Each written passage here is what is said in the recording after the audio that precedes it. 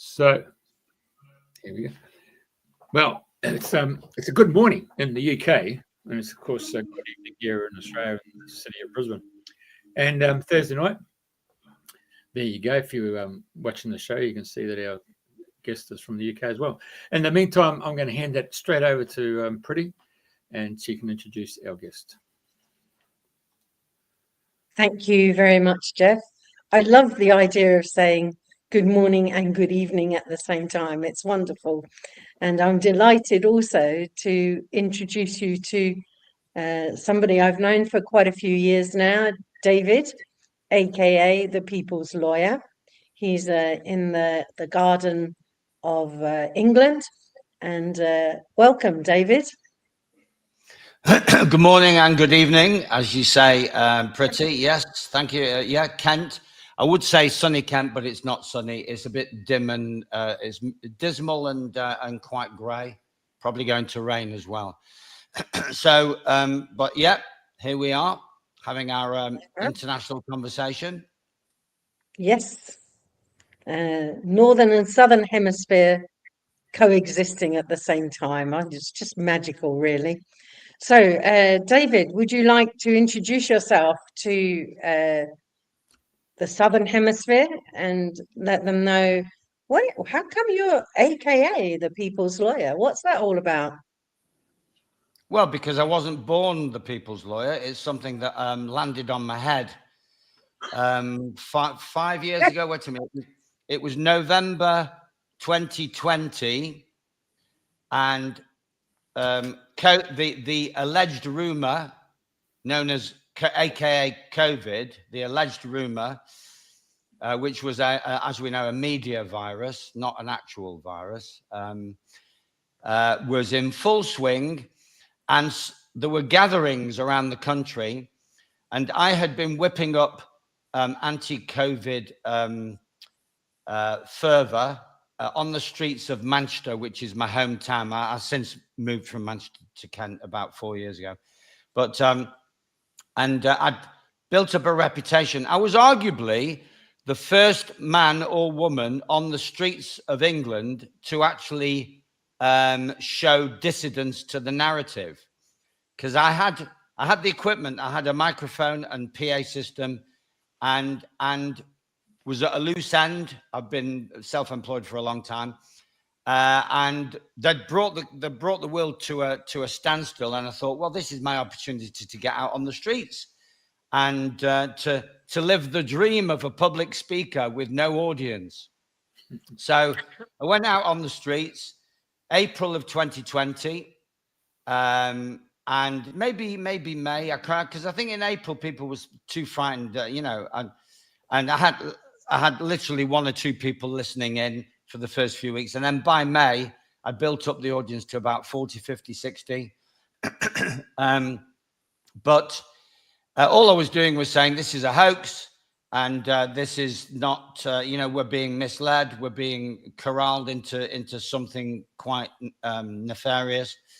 And that got me a reputation. And the people in the northwest on the coast, Morecambe, which is in Lancashire, invited me to come and speak to them. And this by now it's the winter, it's November, and the police were looking on. And as I introduced myself, I thought, well, I'm not going to give them my name.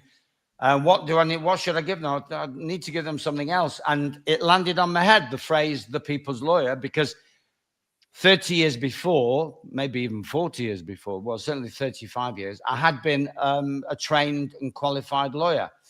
And since 2012, I've been training myself, retraining myself in law, so that and devising courses in law, so that by the time COVID came along, I was ready to teach people their rights. And so the phrase "the People's Lawyer" landed on my head. It seemed appropriate, and then it developed a website in the May of 2021, and the courses that I'd been running as David became the People's Lawyer courses. So that's the People's Lawyer bit. So flashing back to much earlier in life, yes, I'd had a conventional start, decided that the only way to beat them was to join them, because I'm naturally very independent minded, and I don't, and I go inside for my truth, and I've always gone inside for my truth. So that alone makes you the black sheep. I was the black sheep of my family, and it makes you alienated from your schoolmates who don't really understand who you are and what you're doing in school, and because you don't really fit in. So not really fitting in, I decided that rather than wander off into the world randomly, I'd stick at it and excel in what I was good at, which was academic things, logic, words. Languages was my first specialism: French, German, and Latin. I was the only boy at the school that I went to that was allowed to do 3 languages for advanced level, A level. So I stuck at that. And then the question is, what do you do at university? Well, I would have done languages, but I didn't like literature. I just wanted the raw cultural connection, and to be able to understand French and German people, and for them to understand me. I was not interested at all in, in Proust or Molière, not interested in what people born hundreds of years before me had to say. A little bit more interested now, but still not that interested. Because, the times change. I know there are some universal truths, but we have our own issues in the 21st century, and I'm more focused on the current wisdom. So I decided that the most practical degree to do was law, because that would be the most versatile. So I went off to do law, scrambled into Cambridge University, passing their entrance exam. So I did law at Cambridge. Then you have to sign up for lawyers training, which actually more academic work, and that was arguably the worst year of my life. Was postgraduate solicitors training, and it wasn't training; it was an academic course, and it was. So you go from doing things that are vaguely intelligent at Cambridge University, you go backwards, and they treat you like a 10-year-old at solicitors' finals exams, because all you're doing, you're not questioning anything, and you are literally opening wide and allowing this nonsense to pour in for regurgitation in the solicitors' finals exam. So it's the direct equivalent to the medical model. The medical model, no questioning allowed, and open wide while we pour in this utter garbage, which we will test you on before you can get a medical license. And so the system is clearly defective. And when you're young, you're more focused on getting ahead rather than inspecting what they're offering you. So I knew it wasn't right, but I just thought, well, I want to be a lawyer to give myself the best start in life. So I swallowed it. It was absolutely turgid, counting the minutes while you're studying. Anyway, got through that. And then the next level is to do training, practical training. So you go off to London to do 2 years of working in an office. There's some stories I could tell you about that, but I won't go into them. Managed to scramble my qualification, even though all my bosses could see that I was more of a hippie than a lawyer. I didn't even keep a diary. What lawyer doesn't even keep a desk diary? Because I'm a timeless being. I don't do time. And I get very stressed when I have to meet people, because most people are on a clock. But, I always say, see you at 10-ish. If I say 10-ish, run a mile, because it's not going to be 10. It could be half 10 or 11. But, so, it's the chronological system doesn't suit the way I am. And, so I got into trouble with not keeping a diary. And I managed to bat that away and still qualified. And then I gave up. So I qualified and gave up. Just gave up there and then. I just ran, took the certificate, and ran for the hills. I was playing soccer or football, depending on which country that you're in, for a local team. And one of the guys said, David, you're not doing anything. Do you want my job? And I said, what job have you got? And he said, well, I'm assisting someone who's delivering parcels, driver's mate. So I took that job, and I went from being a miserable sort of grey, ashen-faced solicitor, not happy with life, to being an absolutely happy bunny, breathing fresh air, insofar as you can breathe fresh air in central London in the 1980s. And I went, and I was just literally glad to be out of the office. The claustrophobia was no longer relevant, because I sat behind a desk. I'm 23 years old, and I'm projecting forward into how my life will go. And I'm thinking, well, 40 years from now, I'll still be at this desk or some equivalent desk with these people coming in, many of whom want you to solve their problems, and you haven't even solved your own problems yet. So it's just like, and I was thinking, this is a job for a 60-year-old, not a 20-year-old. And guess what? Now that I'm a 60-year-old, I'm back doing it, but now on my own terms. So it's like I was. The thing is, you envisaged yourself. Sorry? Yeah. you envisaged yourself at 23 to be doing exactly what you're doing now. Yeah. I held my own hand and led myself into my own future. So, but there's a huge difference. I'm a volunteer lawyer now. And I'm the people's lawyer. I'm not individual client solicitor. I am the people's lawyer. So, so the accent is on helping people manage the crisis, manage the governmental overreach, the existential crisis.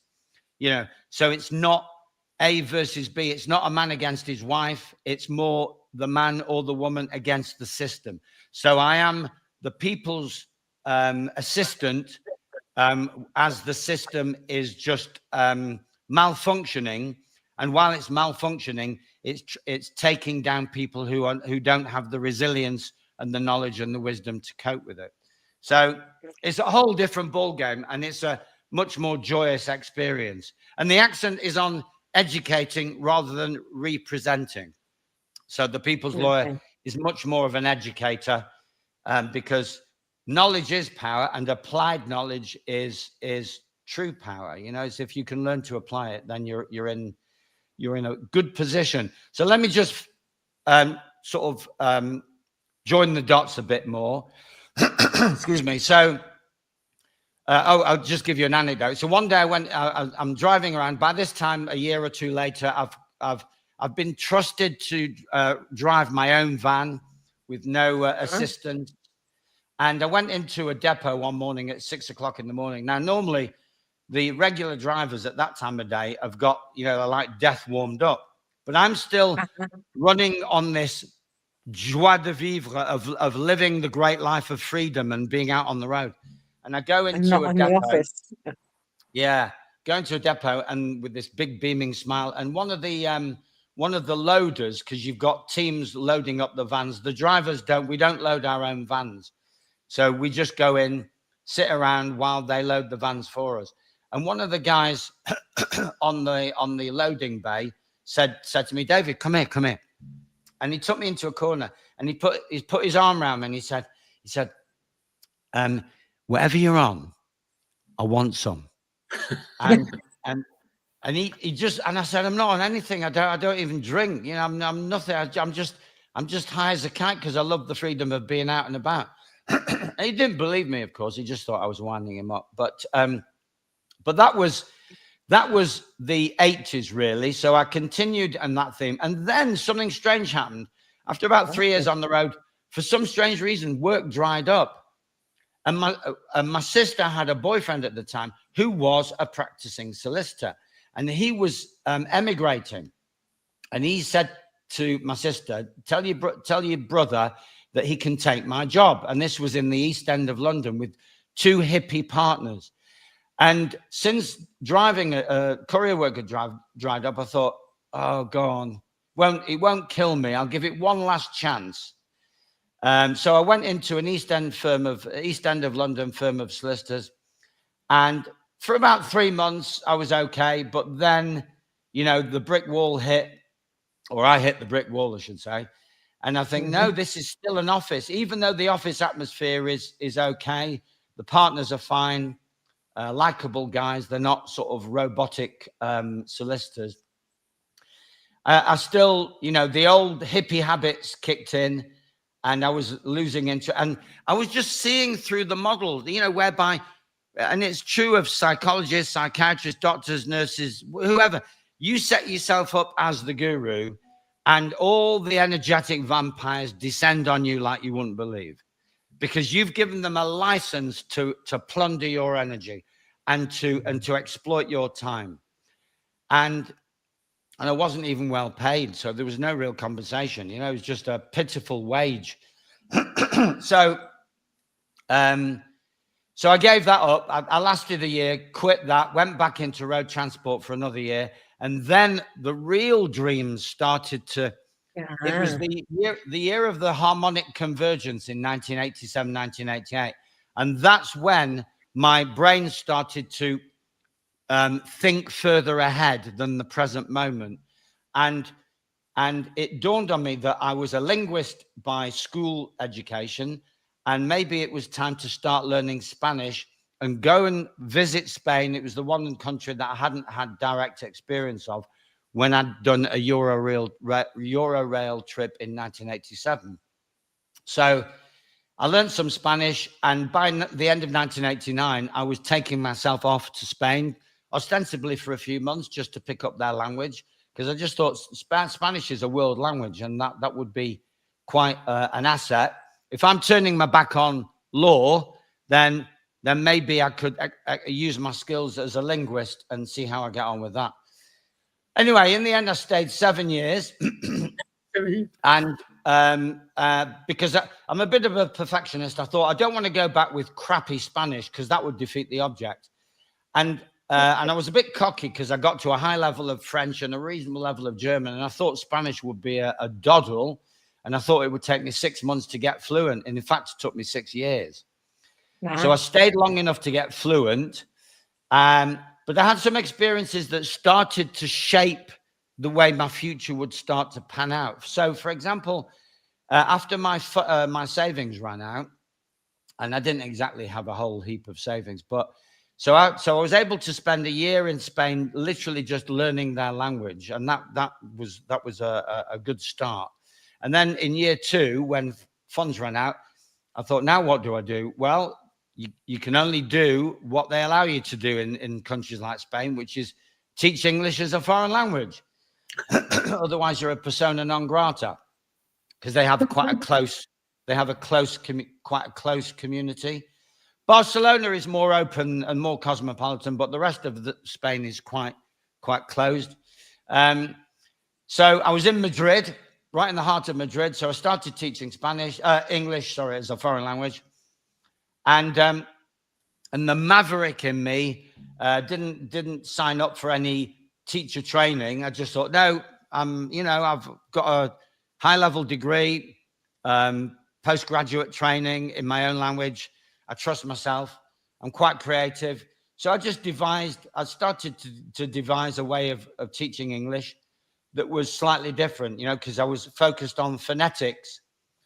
And it turned out that even though it was pleasing for me, because I could see that language is a set of symbols and sounds, but the way it's taught, it's not taught that way. And that's why no one can speak anybody else's language. To be able to speak another language, you have to have one parent who speaks one language and another parent who speaks another language. That's how it works. If you want to be bilingual, you have to have a Spanish-speaking mother and an English-speaking father.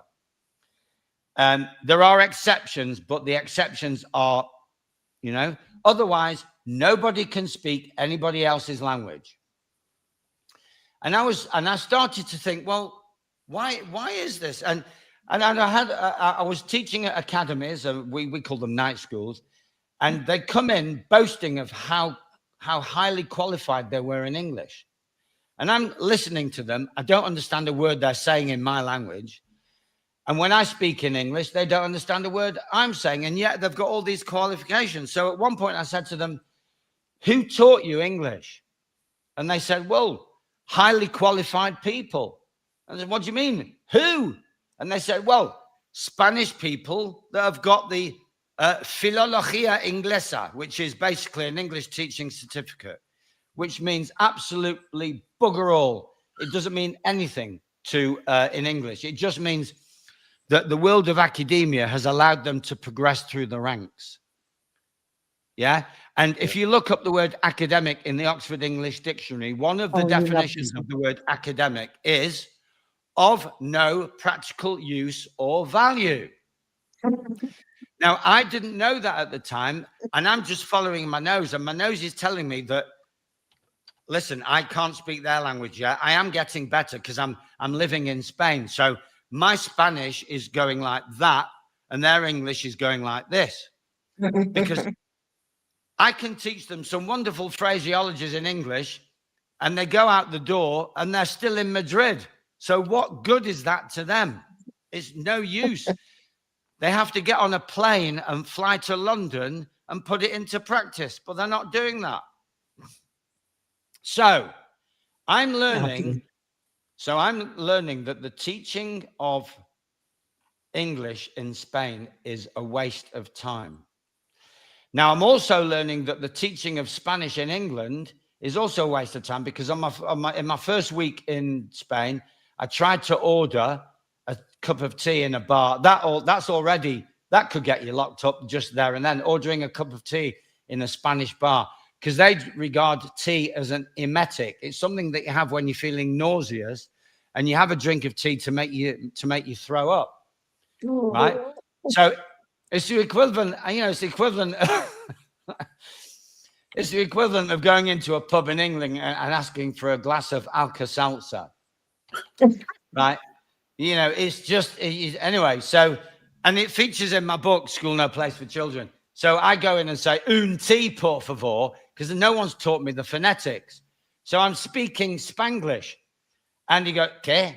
He doesn't understand me, the barman. So I assume that he's deaf. So I just shout it louder, un tea, por favor, right? So English. Yeah. So it dawns on me that the Spanish that I've brought from London to Madrid is totally non-functional. I'm also learning that the English that they're bringing into my classroom in Madrid is completely non-functional. So I'm making notes here. English can't be learnt in Spain. Spanish can't be learnt in England. I've also made notes that, so that's the academic sort of language system. I've also made notes that when I'm backtracking a little bit, during my time as an office lawyer, my first go as a trainee, I was so unhappy that it made me ill. It gave me a bowel issue. That was the stress. And I went to the doctor. I'm 23 years old, and I go with a stress bowel. They call it irritable bowel syndrome. But it was irritating office syndrome, and I knew that in my gut. But the moron of a doctor offered me a prescription, and I said, "What do you want me to do with that?" And he said, "Well, just take them." And I said, "But I'm just stressed." Anyway, so I never took a pill.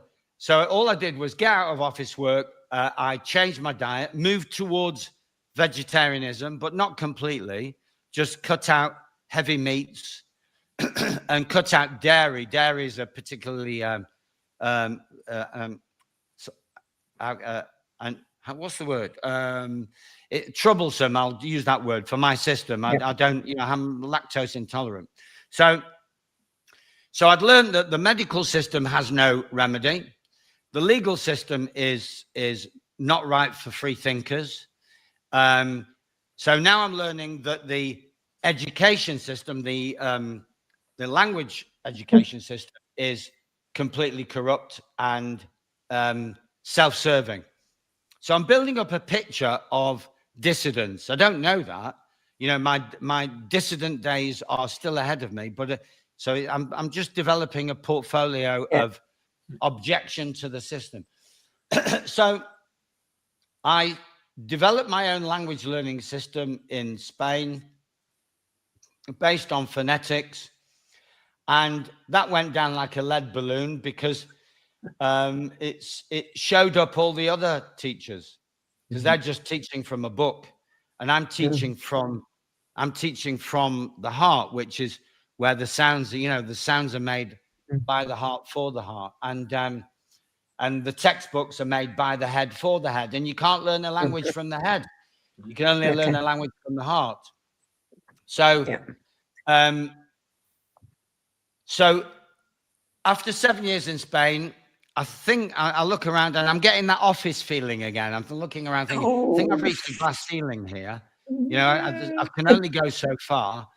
My Spanish is good, but I'm not Spanish. And so, any opportunities will always be offered first to a native and then secondly to someone like me. So I'm still only going to be offered translation work, teaching work, maybe interpreting if I do some courses. And I thought, no, that's limited. I think it's time to go back. So I came back. We're now in 1997, back to Blighty, back to the UK. And and Tony Blair, I still can't believe I fell for this.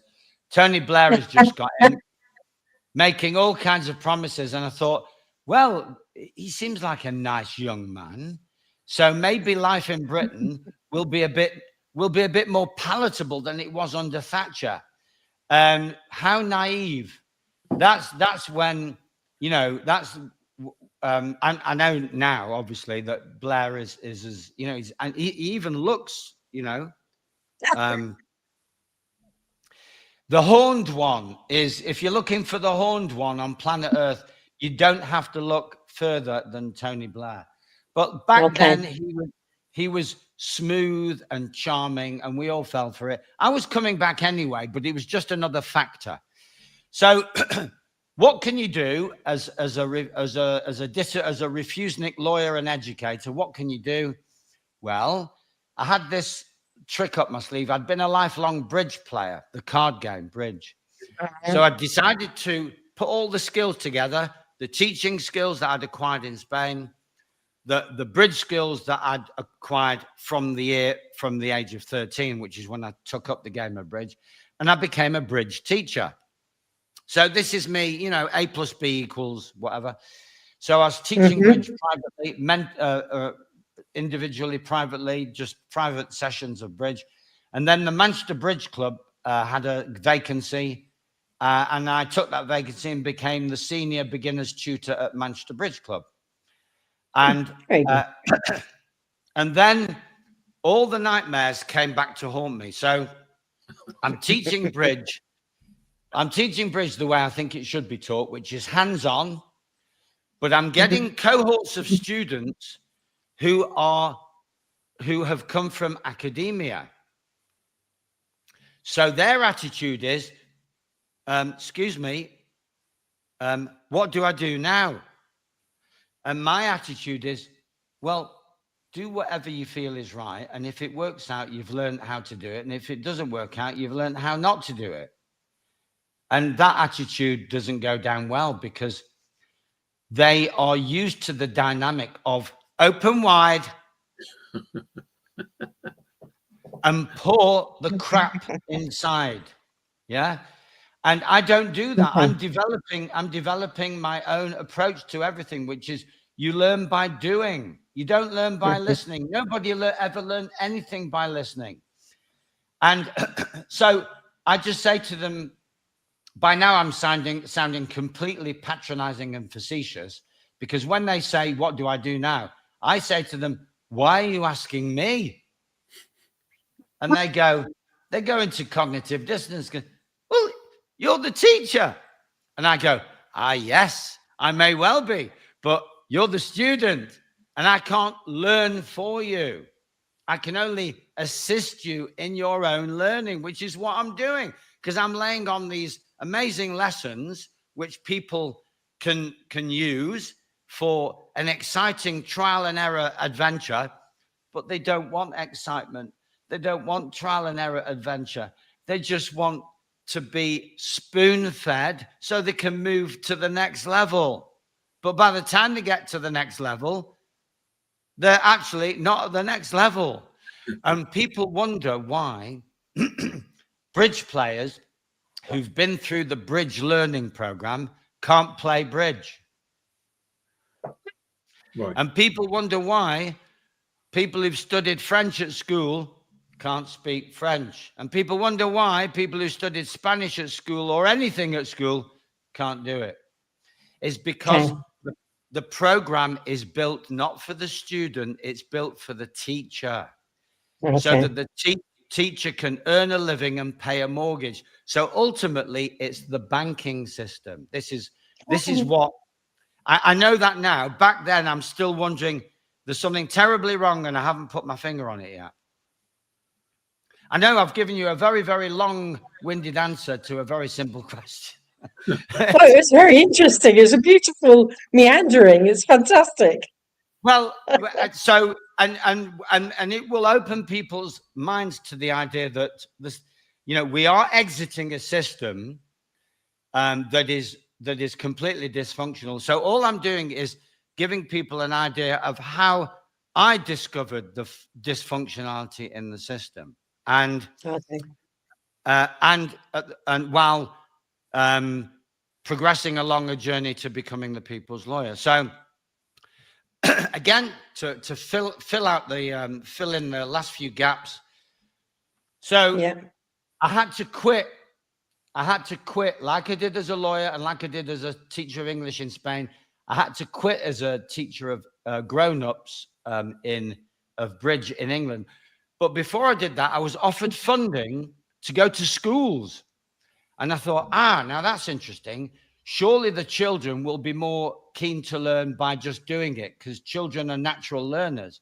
And sure enough, they were.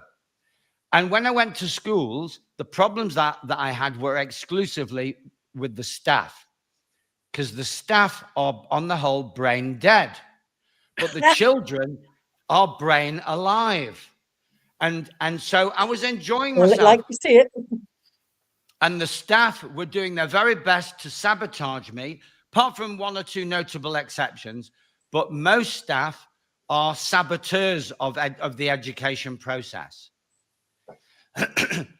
50 years ago, there were some incredible teachers who were passionate about their subjects and who were genuinely a thrill to be around. They're dead and buried. They're gone. Long gone. And they've been replaced by automatons who are only paying the mortgage and have no passion for their subject and teach it with their face in their keyboard or on their keyboard, or turn their back to the students and teach from a smart screen or whatever. So the passion has gone out of the classroom, the interest, the excitement, and the heart, brain, gut connection. It's all brain, and the brain's a tiny pea compared to the heart. The heart is 500 times more powerful. So if you're not doing anything from the heart, you're not doing it at all. Anyway, so so the children that I was coming into contact with were doing it from the heart because they want to learn. They want adventure. But the teachers don't want anything of the sort. So I was gradually excluded from funding was drying up, and eventually I was defunded. And when I complained to Parliament that in fact we were doing it all wrong, that I'd been sent in as a maths and thinking skills coordinator using a card game as the bridge, no pun intended. Yeah. Good one. Yeah. Bridge that. Yeah. So I said to the bridge authorities, I said, we're not doing this right. I mean, you can't tell any authority that they're doing it wrong. But I was young, I was naive, still naive, and I was saying, we're doing this wrong. We should be going in as a social activity, social and emotional skills, connection skills, intrapersonal skills, falling out and becoming friends again. And but they didn't have it, and I protested, and there was a report was made to Parliament. I actually went to Parliament physically, but they were just going through the motions. They were just patting me on the head like a good little dog. Yes, good little dog. Your ideas are interesting, but we're not going to do anything with them. They didn't say anything like that. They just said, leave it with us. And that was the end of that. So the resentment of having a good idea quashed led me to start to write the book, School No Place for Children. So now you can see where I was going with that story. That's how that book came about. And 10 years ago, that was quite an avant-garde, out there title, School No Place for Children. But 10 years later, 2026, it's actually quite soft core, because the schooling model, it's more than just dysfunctional, it's positively diabolical. And that's why I've started work on book 2, which is Schooling and Other Crimes Against Humanity. And I'm going to bring into play not just the dysfunctionality that was dealt with in part 1 and the alternatives to schooling, mainstream schooling, but I'm actually putting my people's lawyer hat on and awakening people to the actual factual criminality of schooling, and the audacious idea that parents who send their children to school, once they are put on notice of what is happening in school, become accomplices to a crime. Oh, Lord. So that is the nature. That is my way of waking parents up, because a lot of parents say, yes, I agree with you, David, but it's the yes, but brigade. But I've got to go to work, I've got to pay the mortgage, I've got to do this and I've got to do that.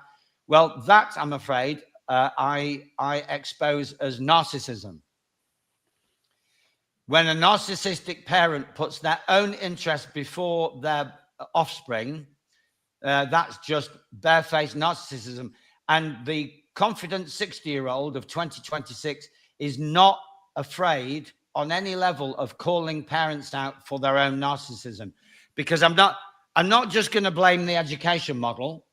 There has to be a holistic approach here, and I've seen it, and I've come across it too often, way too often, that everybody loves. Teachers love blaming parents, and parents love blaming teachers. Well, I blame them all. I share out the blame.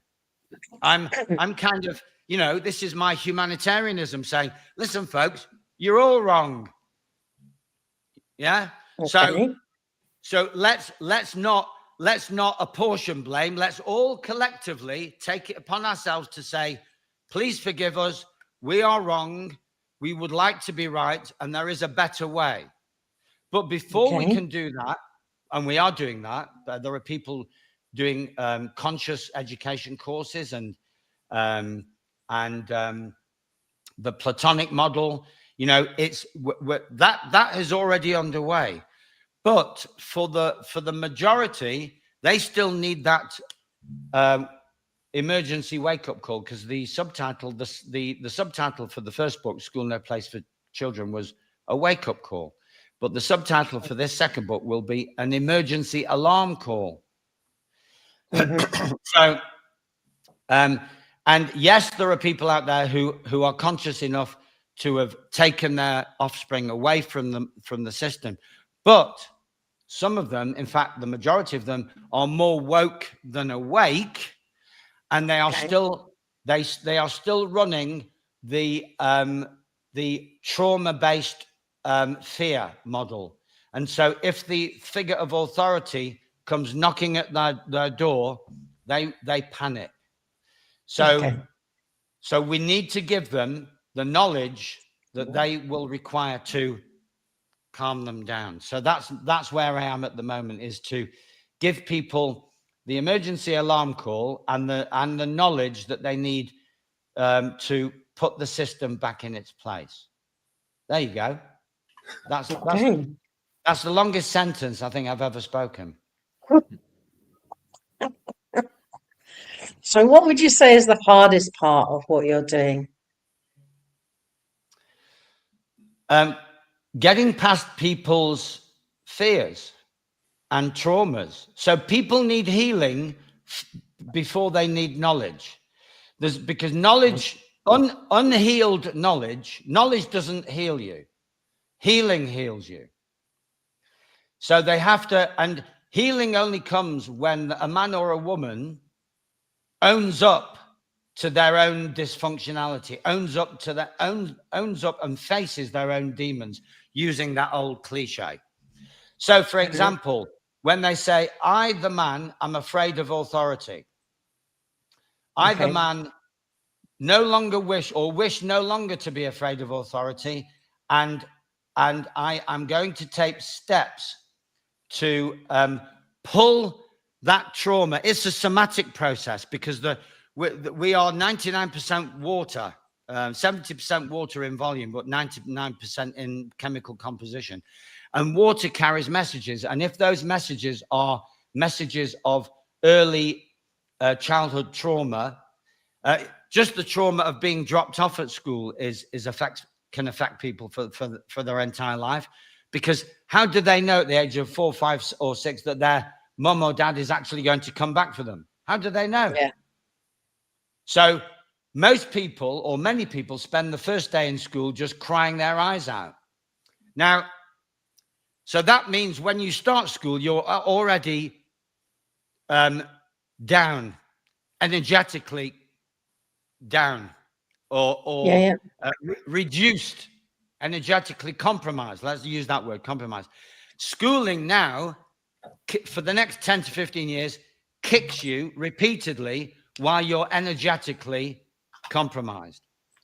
And it's entirely, and then we could go back to the medical birthing, which is something that your other speaker spoke about the other day.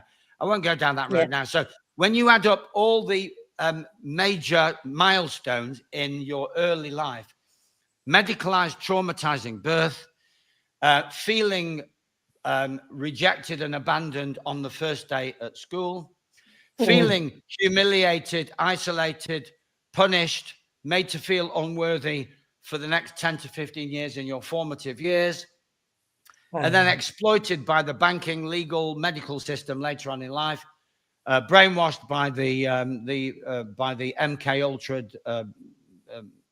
media model and TV and whatever.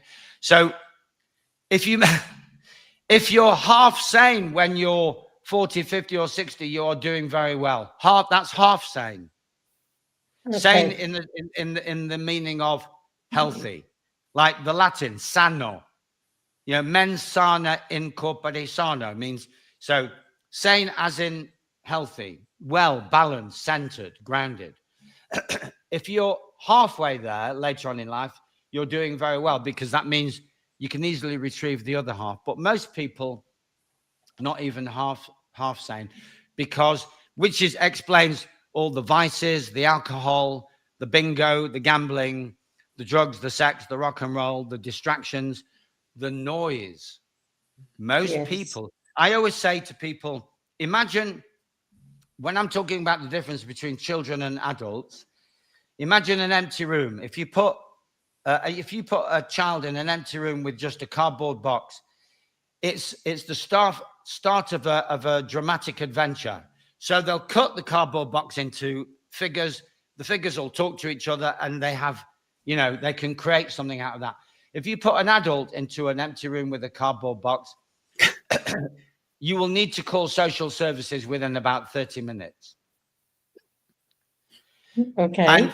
And I saw that at the bridge table in schools. Staff looked incredibly stressed because they're learning a game that they're not familiar with. And the stress was written on their forehead. But the children looked excited, because learning is exciting for children, but learning it makes adults very, very stressed, because it takes them back to the trauma of when, if they put a foot wrong in the classroom, they were humiliated and penalized and humiliated. So back to your question, what's the hardest Yeah. part? The hardest part is because at the moment I've got 1,000 students. I've only got about 100 of active at any one time. And the hardest part is helping them to learn, but to get past the trauma. Wow. Getting past the trauma, because I'm not, as the people's lawyer, I'm not a trauma release specialist. So what I'm doing is I'm moving towards trauma release, because I've got this workshop that I've developed in the last 6 months called Warrior to Warrior. So I've stopped doing chalk and talk presentations, because all the information is out there. There are people like me who are doing presentations. So now I've got a hands-on interactive workshop called Warrior to Warrior, where we go into the obstacles to learning, the obstacles to sovereignty. Why is it that, when a policeman rocks up and asks me a question, I have to answer it? Why is it? Why do I not say something like, excuse me, but who are you? You seem to have a fancy uniform on, and I don't know for sure. You look like someone that could be a police constable. Do you have your constable's card? Oh, you don't have your card, right? So you could be on your way to a fancy dress party. Well, how do I know? So you can only be, if you're not on the way to a fancy dress party, then you could be a police officer. Now, a police officer is a corporate agent, and a corporate agent requires a contract with a man or a woman. I don't wish to contract with you. I don't wish to give you any consent. So off you go. And that's how we should be dealing with these people.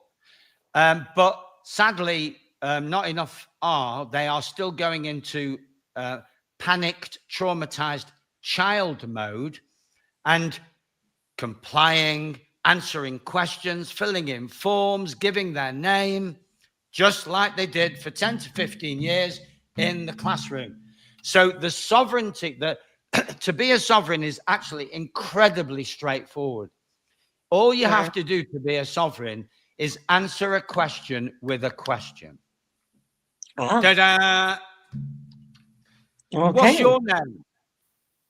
Who's asking? Where do you live? Who's asking? Am I obliged to answer that question? Actually, I've got some smart-ass answers for these questions. Where do you live? I live here. Yeah. That's the fact. I do live here. And if I move over there, then I'm living over there. So now I live here. And now I live here. And if they show you, I haven't got anything with my, if you hold up your driver's license and they say, is that you? No. It's a driver's license. Yeah, it's a piece of plastic with an image on. So it highlights the insanity of the system and the fact that they're just automatons asking automatic questions and expecting automatic responses, just like the teacher did. The teacher used to do the roll call, the registration. Edelman, here. Barnes, here. Ciclatera, here. Pollard, here. That wasn't even your name. It was the legalese name. It was the name that the government assigned to you and made sure that the school affixed to your identity. What we should have been saying is, excuse me, sir, but that's not my name. My mum calls me David. And how do I know she's even my mother? A woman. The correct answer is, somebody pointed this out. I think it was Cal Washington pointed this out on a podcast recently. The woman who claims to be my mother and who I assumed to be my mother, when she wanted me to eat, and she'd call me David, I think in his case it was Tricky or something like that. Anyway, so we are being assigned a label which has nothing to do with us. And that label is a property tag. It's a government property tag. And the first thing that people need to learn is that when they are using what they assume to be their name, John Smith, Jane Doe, it's a property tag. It's got nothing to do with them. So the first thing you need to do is to divorce. You can divorce from your legal name. There's many, many, many ways of doing it, both mentally and legally on paper. But the first step in the process is to realize that you and the name are not one. And I very recently picked up from some other practitioner who I don't even know, because it was something that I saw online that had been forwarded, that you can now write his suggestion, and it's total genius. You can write to the Registrar General and ask them 3 questions. Question 1, am I the legal name? So that's existential. And of course, they've got to write back and say, of course you're not. Am I the lawful owner of the legal name? And they have to be transparent. You can do it under the Freedom of Information Act. No, of course you're not. And am I the legal title owner of the legal name? Of course you're not. And once you get that evidence, then that is that's your proof that you and the legal name are not one, and that you have no claim to the legal name, which also means that no one else can claim against you using the legal name. Wow. And there are other strategies that if people do I'm going to get promotional now. If people sign up for my course, 2 courses, one is extensive, do it in your own time, and one is intensive. Yeah, if you go on courses, Priti, or is it Jeff? Yeah, that's it. Jeff has it. Jeff's got it. If you go on courses, you can see that there's an extensive study course where you learn all this in your own sweet time, and you just, for an extra fee, you can sign up for twice monthly live Q&A sessions. But otherwise, you're at home in your own time. Yeah, the silver package. So bronze packages, you just get the course and you do it in your own time. Silver package, for an extra £100, you sign up and you get onto the live Q&As as well. And there are even higher packages where I can mentor you through the materials. And the intensive course is 6 presentations which are recorded, and you get fewer materials because it is intensive. And we do it over 6 lessons. I've actually, in theory, got one starting on Tuesday. I say in theory because the take-up is quite low at the moment. It may start the Tuesday after. So it'll either be Tuesday the 3rd or Tuesday the 10th of February. We will start the intensive for 6 lessons, 7 o'clock Greenwich Mean Time. Both courses have been attended by internationals. So I've had Australians, Americans, South Africans, Hungarians, Canadians, because what I teach is universal. There are some local references, statutory references, local to the UK, but they can easily be translated into US Constitution or US statutory codes or Australian acts, legislative acts. That's not difficult. Excuse me. And I just had an email testimonial from an American PhD who did my course 4 years ago when it was nowhere near as good as it is now. And she said that she'd like the latest upgraded materials, and she'd just like to say that it was the best investment she ever made. And she was able to use it the way it was intended to see off the schooling authorities and the tax authorities. So if you want freedom for yourself, your offspring, and freedom from taxation, then my course is one of the best places to come to, if not the best place. And it's a very broad course. It covers, there's quite a lot on protecting property, person, children, and the accent is on freedom from tyranny, and it says it's the slug line. It's freedom from government tyranny. So if you are exiting the matrix in your mind, if you've seen through the system, if you've seen through the lies, but you want an extra level of confidence to navigate your exit, then my course is as good as it gets. It certainly worked for me. I wrote to the Inland Revenue 10 years ago and just said, I've gone private, and I haven't heard back since. Yeah. And the self-protection that Jeff is showing up, avoiding conflict with police, personal accountability notice, fee schedule notice, false imprisonment. These are all activities that most people do have to navigate. Well, the fee schedules I regard more of a placebo, because the system you won't be able to enforce them using the system. And until we have our own lawful courts, they're just I wouldn't say empty threats, but they can be used in commerce to create something called a lien, L-I-E-N, and besmirch the credit rating. And for expert use of that, then I would recommend Rob of Observation Deck. Okay. That's his expertise. I just prefer to teach people to use the system against itself. So the biggest I would say the biggest weapon that we have are the privacy rules themselves. In the UK GDPR, Australia it's the Privacy Act, privacy codes in America, because they've gone headless. They're headless chickens, and when one agency gives your data to another agency, it's invariably a serious breach of the data protection. Mm-hmm.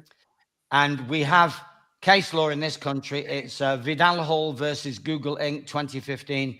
Data misuse alone is actionable. So all you need is to show data misuse, and you show data misuse by asking them to show lawful basis. And if they can't show lawful basis, then you've got prima facie evidence of data misuse, which you can action in a civil claim.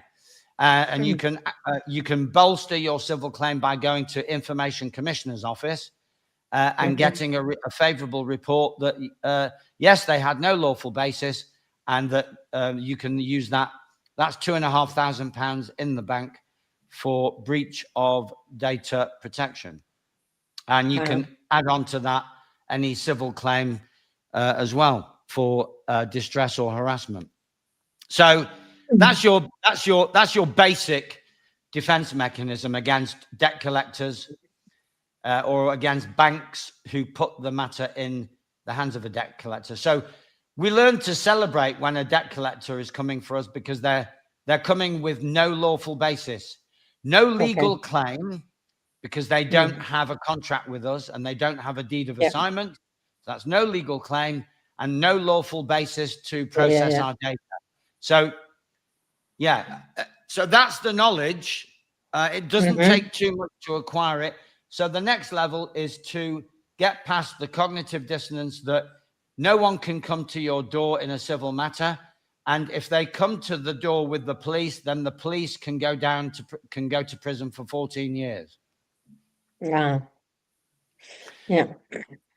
So these are the things that people need to know. And it is written out on the latest hard card is the Personal Protection Card 2026.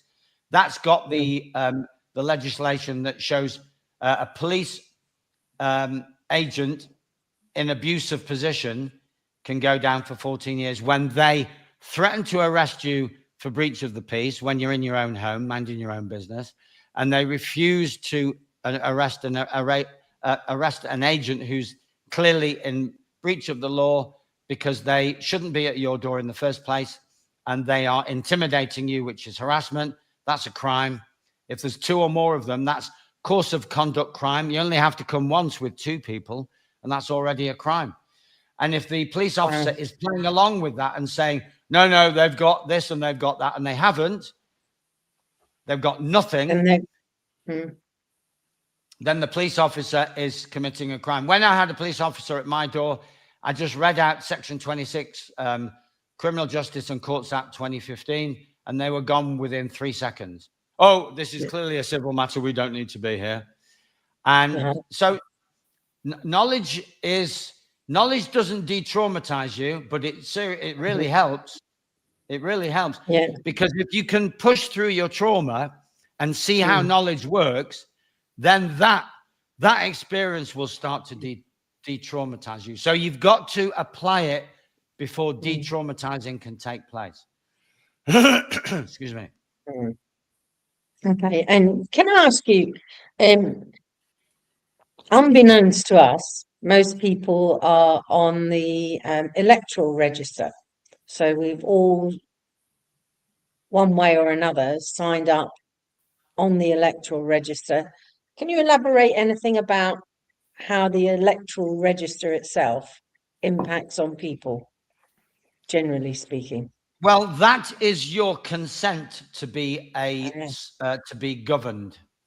Signing up on the electoral register is that you give them evidence that you are consenting to be governed. And you're being governed in the legal name, the name that you are registered under. That doesn't belong to you anyway, because you've already explained that. Well, that's not part of you. That's another day's work. That's part of the awakening process. But within the matrix, signing up on the electoral roll is like signing up for a school. It gives the head teacher and all their staff permission to punish you. So you're giving Parliament permission to punish you, permission to tax you in the legal name. That doesn't belong to you. Which is why when you announce to the tax authorities, as a man or a woman, that you are in effect divorcing from the legal name and you're operating from now on as a man known as David or Priti or Jeffrey, then the tax authorities are put on notice that further involvement from them would be potentially criminal activity. So it flips the switch. If you don't go through a process and you carry on regardless, any inappropriate activity on your part is potentially criminal, because you've signed up. You've signed up to be a criminal. And your signing up was actually a criminal act. It was an unlawful act because you misidentified yourself. The birth certificate is not evidence of identity. So using a name that features on the birth certificate is a criminal act. And it's also unlawful. It's taking up an unlawful, unauthorized position of executorship of an estate that you didn't create and don't own. So, so the under Roman civil law, the presumption of guilt is based on the fact that we don't know who we are. We've agreed to be governed. We've agreed to be governed in a name that isn't ours. So the acts of criminality are multiple on our part. And so one of the things you can do is using something called the three estate protocol, which I won't go into now, it's a bit detailed, is essentially you are owning up to to the fact that you didn't know who you were in error. You've committed unlawful acts, which you now forgive yourself for, and you wish to be forgiven for. And you now realize that, in fact, you weren't the unlawful trustee. You were, in fact, the beneficiary of the estate and the beneficiary of the legal name. And in that capacity, you are now giving instructions for the agent, whether it's the tax authorities or the school or whatever. And so you shift the focus now onto your true status as principal beneficiary, sovereign beneficiary, giving out instructions, but going through a protocol so that you're wiping the slate clean. We've all taken the Lord's name in vain. The Bible has all the clues, people think that taking the Lord's name in vain is shouting out Jesus Christ or, oh, for God's sake. That's no. The Lord is the Pope. The Pope was Julius Caesar, the Caesar. But then when the Romans realized they could not control the world's population militarily, they could only control the world's population using faith. Faith in what? Faith in God. They got that from the Jews. So they did a pact. Faith in God became, and God's representative became the Pope, and the Pope became the Lord in capital letters. So L-O-R-D in the Bible with just capital L may well be Jesus or God, who knows. But Lord, capital L, all in capitals, L-O-R-D, all in capitals, that was initially Caesar, and then it became the Pope. And the Pope declared a trust over the entire planet with Unam Sanctam in 1302. Yeah. It was Pope Boniface. So that the Pope laid claim to all the souls on the planet. The souls were designated by the legal name, which the British Crown took care of. So any registration at birth then ends up in the Vatican. So they put the soul next to the legal name. So the legal name belongs to the Pope. And whenever you operate in your legal name, you are taking the Pope, i.e. the Lord's name, in vain, because you don't own it. You've got no claim on it. And when you are punished through taxation or fines or license fees or imprisonment, it's because you took the Lord's name in vain. But they are running a system in which they make you believe it's because you didn't do this or you did that and there was a rule against it. No. It's because you gave them the Lord's name and you took it in vain. If you don't give them a name, they can't do anything. They may hold you in a prison for 23 or 24 hours. There are people as we speak being held in prison without charge because they are not giving the authorities. And I know someone personally. I've met his friends, not him personally. I may have met him, but anyway, he's being held in prison and has been held for 2.5 years because he will not give them the name. So they can't prosecute him, but because they're such evil munchkin peoples that they are holding him without charge, which of course is against all the laws on the planet, you know, all the international conventions, but they are holding him because he is exposing the system. So he is the hero. You could argue that he's the most heroic man on the planet right now, languishing in a prison cell, because he knows that the system can only operate on the legal name. And if they let him out, he can shout that to the world, but they can't let him out because it would collapse the system. It would collapse the matrix in 2 minutes. Wow. Let's take a deep breath on that. And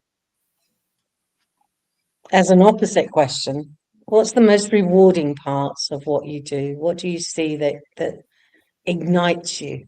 I can see you're quite ignited anyway, your personality and everything.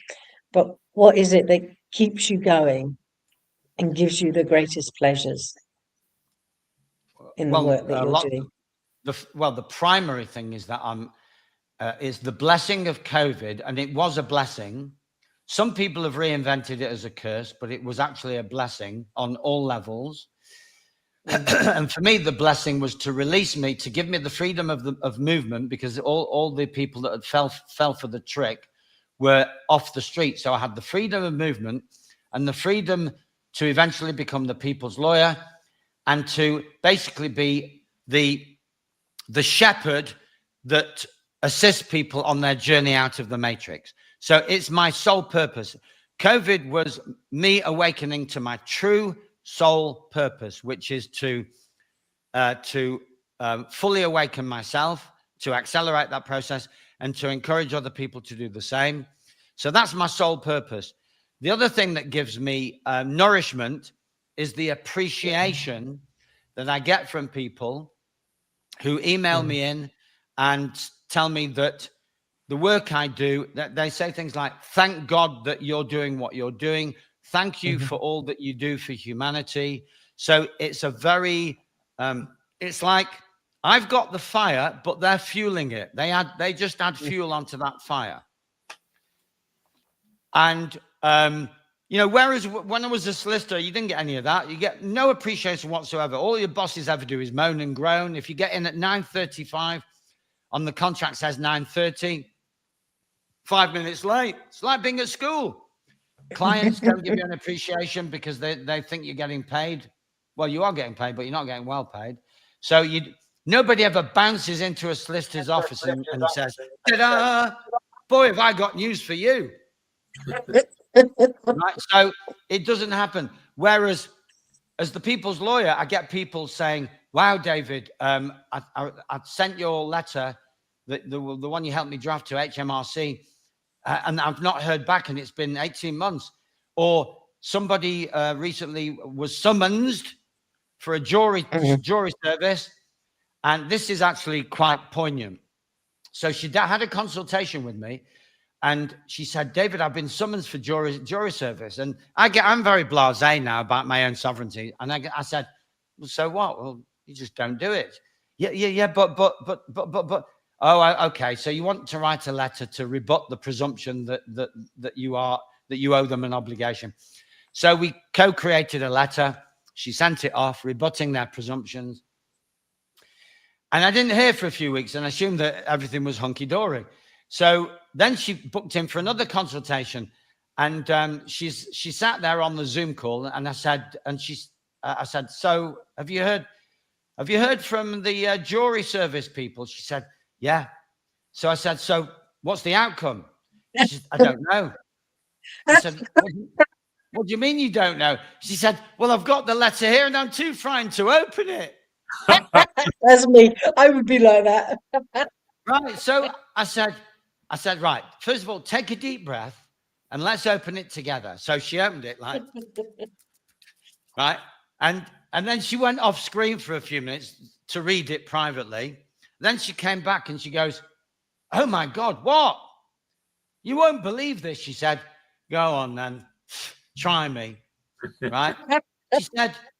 She said, it says, we appreciate from your circumstances that you are not, that jury service is until further notice not appropriate for you.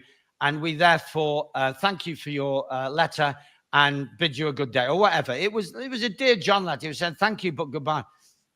And I said, so what was the problem? She said, well, I'm too frightened to. So people are even frightened of good news. Yeah, and it's an envelope, and they don't know what's inside of it. Yeah, and it's really, really scary to open up something. Yeah, and because you. So that shows, that we are playing catch up. There are not many grown-ups in the world. Most people are children, and the journey from child to grown-up is a journey of authenticity and honesty. So we have to own up to our fears, phobias, foibles, anxieties, and we have to turn towards them, not away from them, just turn towards them. And when you turn towards them, you think, hang on a minute, that's not such a big deal. And that was planted in the classroom, and I'm no longer in the classroom. So it can be done in minutes, seconds maybe, but minutes. And so that's what the journey of the warrior to warrior is all about, is realizing that in fact it's all been a bit of a charade. It's all been a bit of make-believe, that it's not our true journey. Our true journey is towards expansion and creativity and imagining, like it says, dreaming the new dream. It's coming out of the nightmare, but realizing that the nightmare is not real. It's just a figment of we've created it in our own minds. The teacher was never going to give you any real punishment because they would go to prison. And when the stop me if I said this before. No, I think I said it yesterday on another podcast. But there's somebody very recently told me that their boy or girl, can't remember, I think it was a girl, was told to was told to do something in the classroom. Have I? Oh, I think I said this off air. Off air, yeah. I said this off air, yeah. Yeah. I'll repeat it though. It's very good. Yeah, I will repeat it. So this teacher gave this entitled authoritarian instruction, command to a girl of 10 or 12 or 14. And this girl is a dissident. She doesn't want to be in school, but for various reasons she is. So the teacher said, right, Rachel, go and get that textbook from the back of the class. And Rachel, being very pragmatic and being probably a new human, one of Mary Rodwell's new humans, said, excuse me, sir, but I'm here as a volunteer. And you've just given me a command. And I don't think I'm going to comply with that because, you know, are you going to pay me? Why are you giving me a command? You're paid to be here. So with all due respect, I suggest you go and get the book because you're paid to fetch it and I'm not. Now, there are more children being born who are going to take that approach. And we have to celebrate this. And so I have a mixed attitude to having boys and girls still in the classroom. If they are the new humans, they can pattern interrupt and they can cut the authoritarianism in its tracks. So it's very nuanced. I would suggest, yes, if in doubt, pull your boy or girl out of school because there's no education on offer in school. It's just authoritarian, totalitarian indoctrination and traumatization and gender realignment. And that's at the shallow end. And there's probably worse going on at the deep end, at the, child abuse end of the spectrum. But if you trust your offspring because you can feel their power, let them go in and redefine the classroom dynamic because there are boys and girls doing that, like the one I've just mentioned.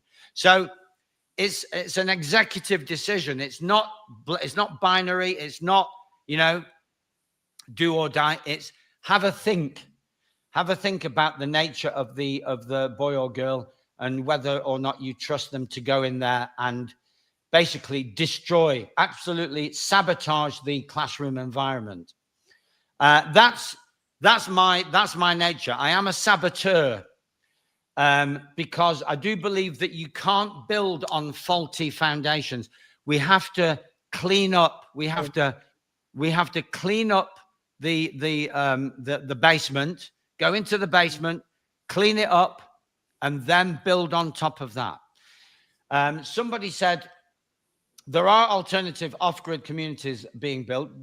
They will be the way showers, but in the other communities that are still matrix oriented, we have to use the way showers as inspiration to do the cleanup work and make people want to be more like the way showers. So it's going to be, that's if we are going to come into unity.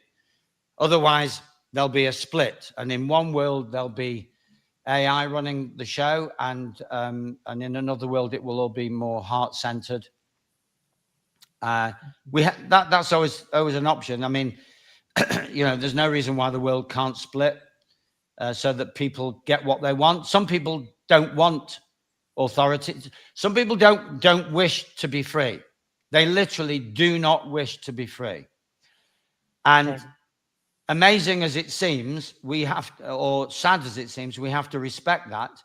I know most people I know do not wish to be free.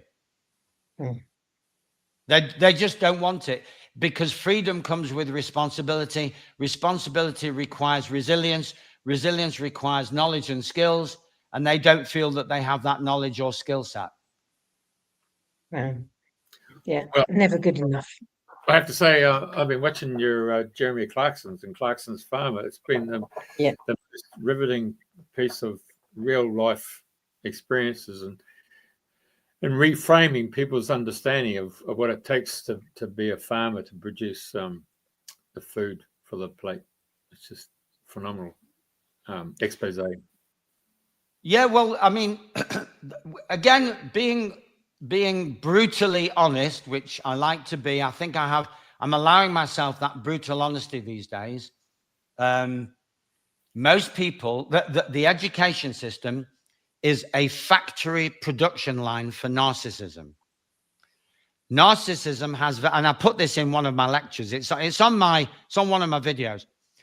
Some of the defining features of narcissism are laziness, can'tbebothered.com,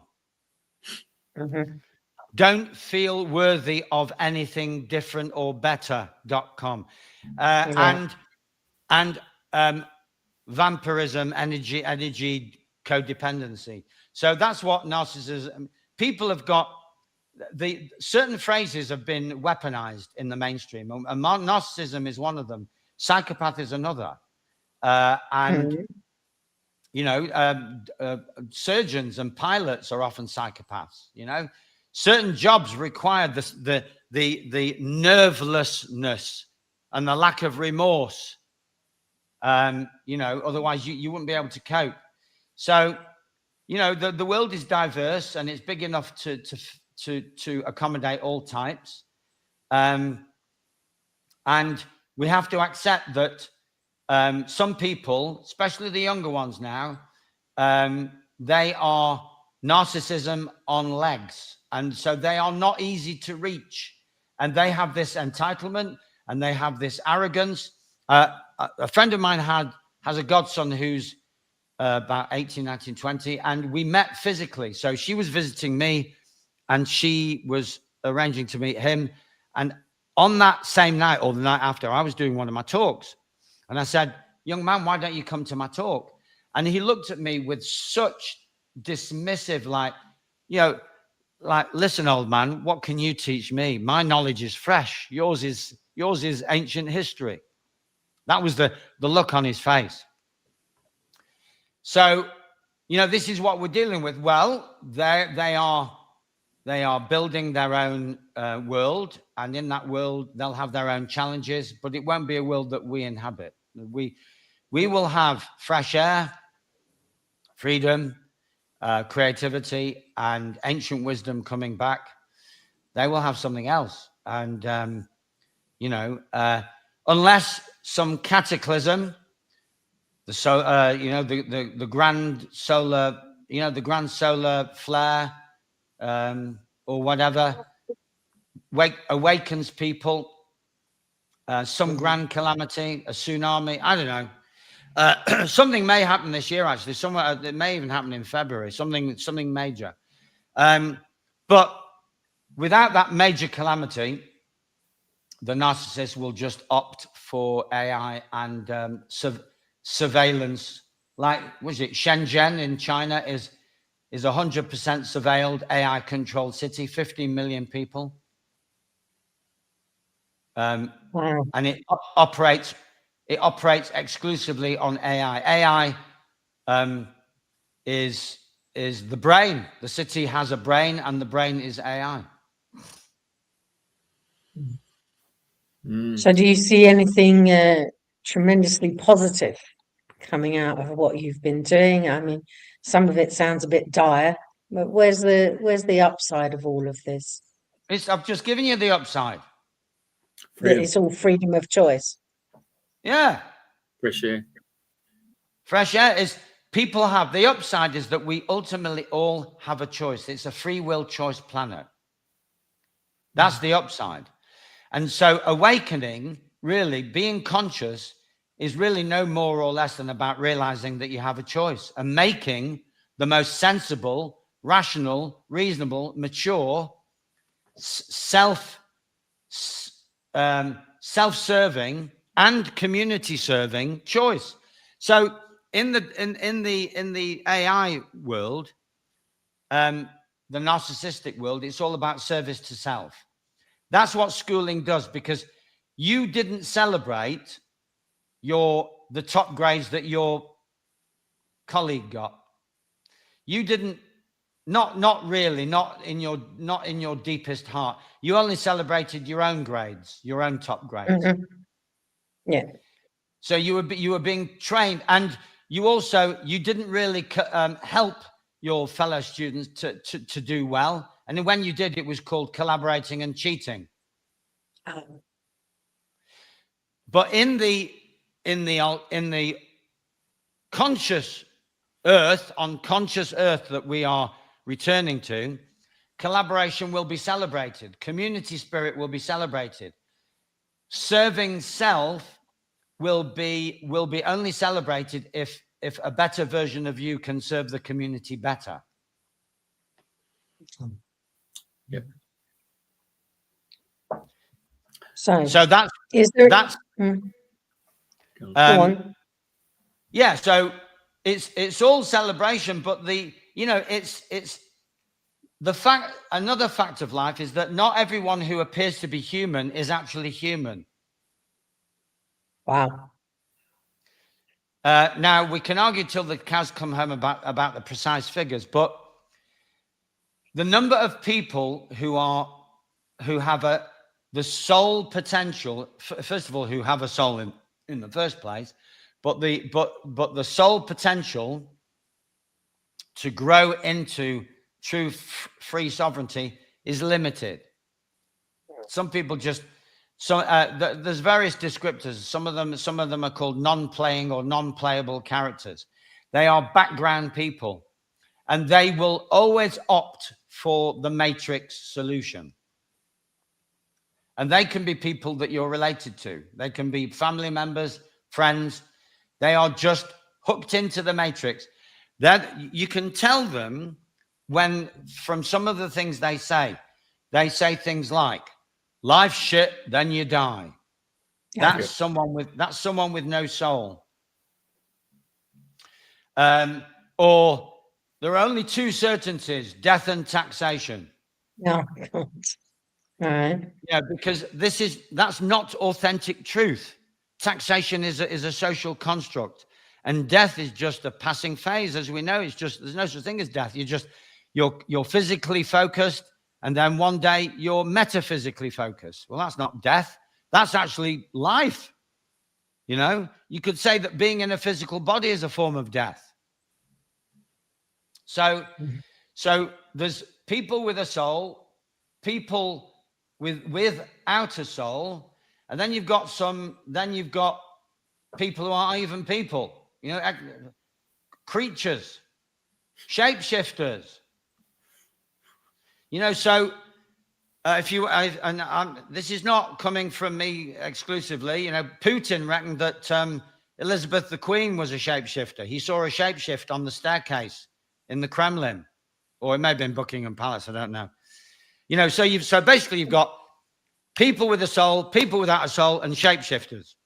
So that's three categories already right there.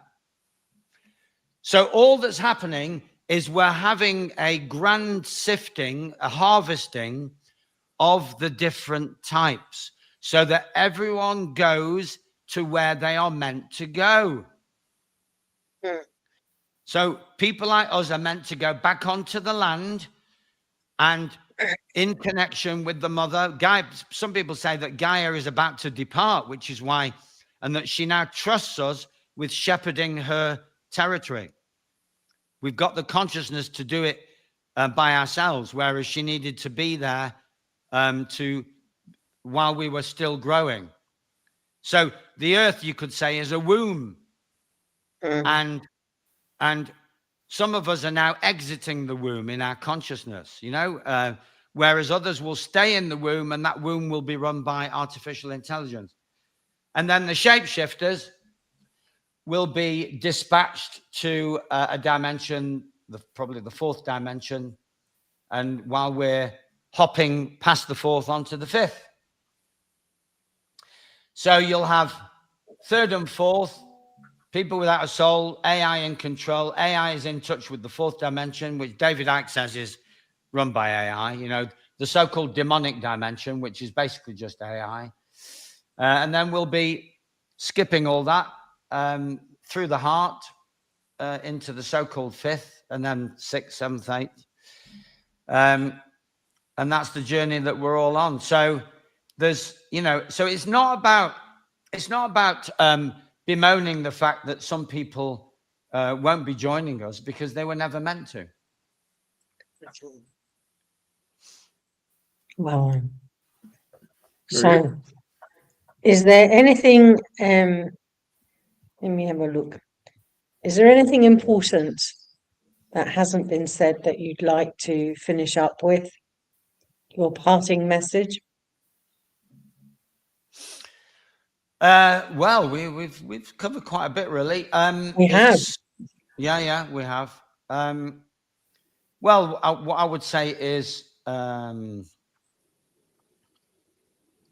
follow your heart. Other people's wisdom can be factored in, but if it doesn't resonate, leave it. The Matrix has gurus and idols. These are the false biblical idols, aren't they? The Matrix has false idols, celebrities, and they are about to be exposed. This is the year where the celebrity and the idols are exposed for who they really are. So when I said that there may be a coming together, there may be, in some ways, it will be that those who do have a soul, but whose soul has been compromised, trapped in the Matrix, will feel a soul release when they awaken to the fact that the Matrix was just one big lie, that all their heroes were in fact not real people. They were either shapeshifters or actors, that the white hat movement was a psyop, but it was a benevolent psyop to help people wake up using actors. Trump may well be an actor. Some people say that there are 9 versions of Trump. So the psyops abound. So you've got the dark psyop, putting people into fear, and the light psyop giving people hope. And then those who are trapped in fear, which we call the black pill, dismiss the people who are registering hope as, oh, that's just hopium. But the white hat operation was in fact designed to maintain people in a higher vibration full of hope, but inspire them to move forward in their own lives and be the change they wish to see. So in conclusion, I would say, people, if you have a dream, keep on dreaming that dream, but don't just dream it, do it. Be it. Be that man or woman that you wish to see. The one with skills, the one with dreams, the one with abundance. And that abundance has to be redefined. It's got nothing to do with a bank account.